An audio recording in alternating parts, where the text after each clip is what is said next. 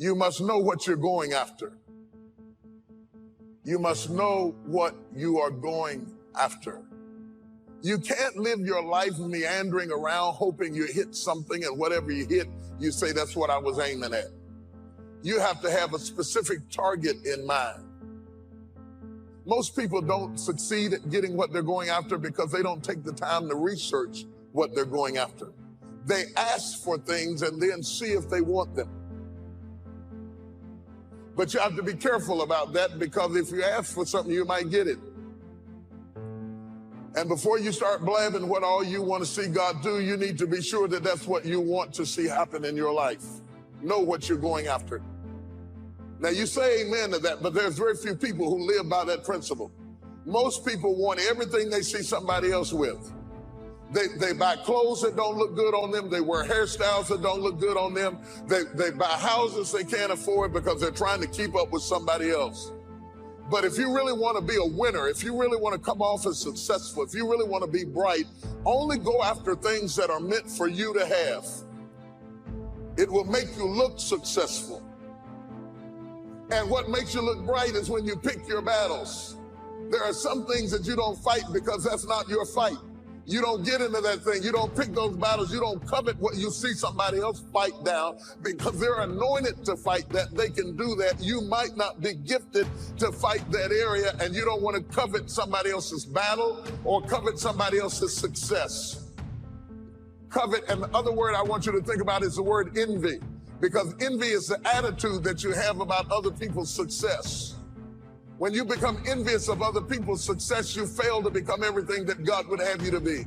And the quickest way to stop being envious of other people's success is to know that God has something for you, that everything in your life is preparing you for that thing, that there are in your life defining moments. This is a critical issue. There are in your life defining moments. Moments that if you handle properly, they are pivotal points that change your life for a lifetime.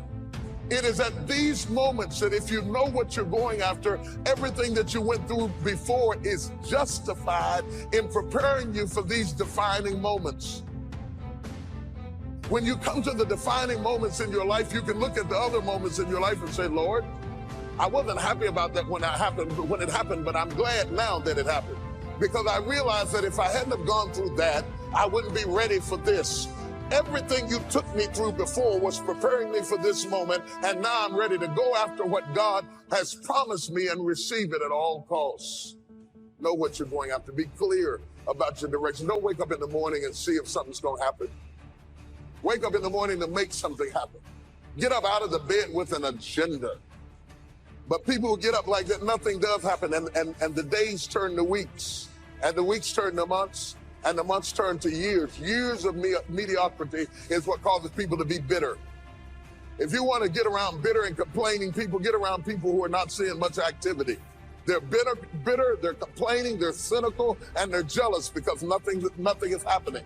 If you want to get around less gossip and less jealousy, get around successful, busy people. Because busy people don't have time to care what's going on in your life. I have no need to investigate what's going on in your life. I have so much going on in my own life that I'm not interested in what I heard that they said that you thought, that if I thought what you said that I didn't mean if you heard it.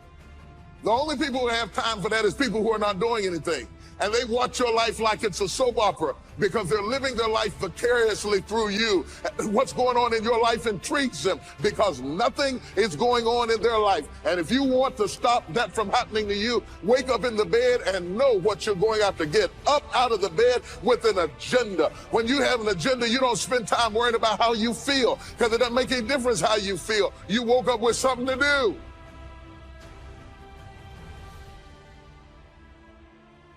Setting goals.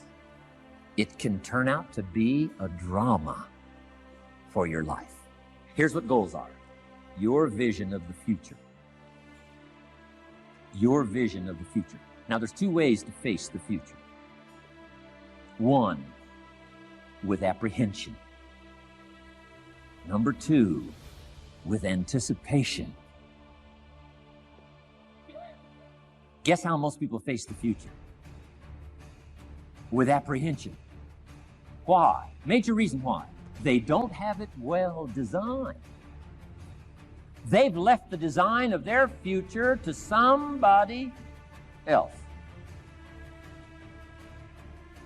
And if you don't make plans of your own, guess what? You'll probably fall into someone else's plans. Guess what someone else may have planned for you? Not much. You got to make a list of this not much stuff. I'm telling you, people all their lives count on this not much list. If all of your negative relatives all turn positive, what'll that do for your future? Not much. If prices come down a little, what'll that do for your future? Not much.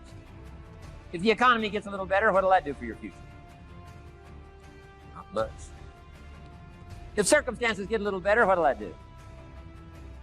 Not much. If the weather gets a little better over the next few years, that'll do. Not much. I mean, you can go right down this whole scenario list. Most people all their lives, with their fingers crossed, count on this not much list.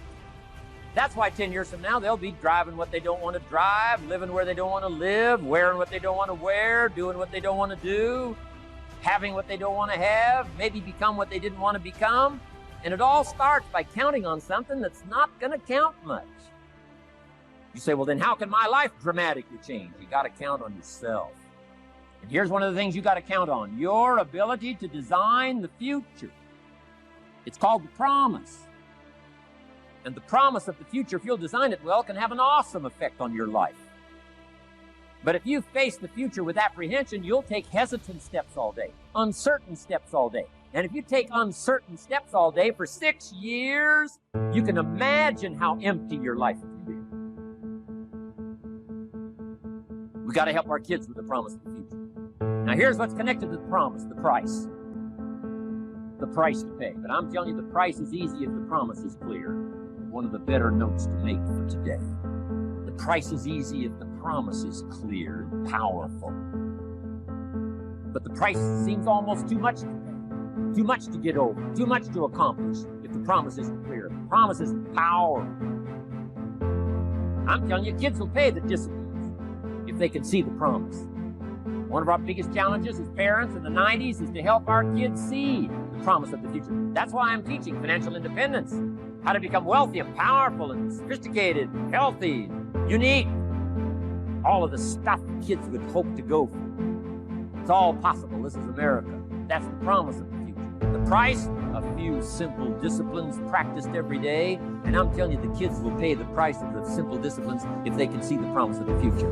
But if they can't see, they don't want to pay.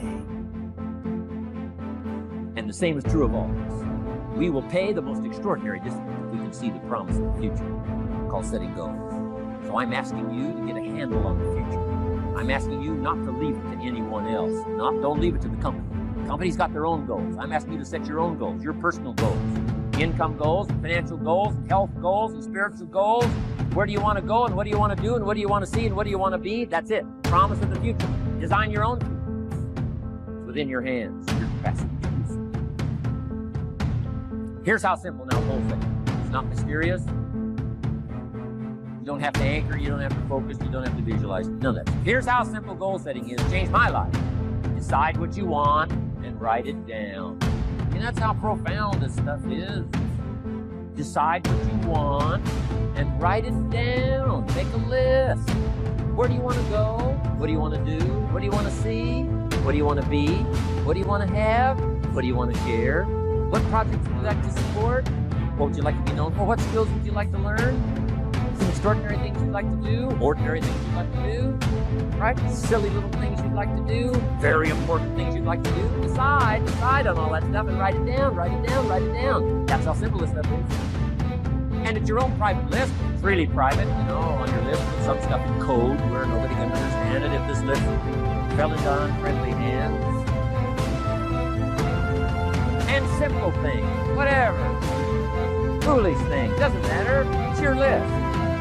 I had a little revenge on my first list. Budget finance, who used to harass me.